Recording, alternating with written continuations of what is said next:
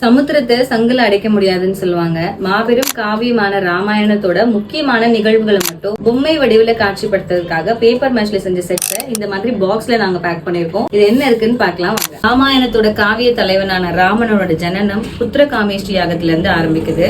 தசரத மன்னனுக்கு நீண்ட நெடுகாலமா குழந்தை பாக்கியம் இல்லைன்னு சொல்லி ருஷ்ய சிங்க முனிவரோட மேற்பார்வையில நடக்கிற இந்த யாகத்துல வசிஷ்ட முனிவரோட ஆலோசனையோட இந்த புத்திர காமேஷ்டி யாகம் செய்யறாங்க. இந்த சீனை சூப்பரா டெபிக் பண்ற பேப்பர் மேட்ச் டால் செட் தான் இப்ப நீங்க பாக்குறீங்க. இரண்டாவது முக்கிய நிகழ்வா ராமரோட ஜனனம் பார்க்க போறோம். அற்புதமான ராம ஜனன காட்சி தான் பாக்குறோம். அழகா கௌசல்யாக்கு ராமர் பிறக்கிறாங்க, சுமித்ரைக்கு லக்ஷ்மணரும் சத்ருக்னரும் பிறக்கிறாங்க, கைகேயிக்கு பரதர் பிறக்கிறாங்க. 4 குழந்தைகளையும் தொட்டில போடுற மாதிரியான ஒரு வைபவம். தசரத மன்னனும் அவர் மனைவிகளும் இருக்காங்க. இங்க அழகான வசிஷ்ட மாமுனி அமர்ந்திருக்காங்க. கூனி பாட்டியோட சேர்த்து காவலர்கள் 2 பேர் இருக்க மாதிரி இந்த செட்டு ரொம்ப அழகா இருக்கு. இந்த தூணோட வேலைப்பாடுகள் கூட ரொம்ப சூப்பரா பண்ணிருக்காங்க. தாடகை வதம், மாரீச்சனன் சுபானுவதம், அகலிகை சாப விமோச்சனம், சீதை சுயம்வரம், குஹன் ஓடம், ராமர் பாதுகை பட்டாபிஷேகம், சூர்பனகையோட வரவு, பொன்மான், ஜடாயு மோட்சம், சபரி மோட்சம், வாலிவதம், சுக்ரீவ பட்டாபிஷேகம், அசோகவனம், ராவண தர்பார், சேது பந்தனம், விபீஷ்ணர் பட்டாபிஷேகம், சஞ்சீவினி பர்வதம், ராவண யுத்தம்,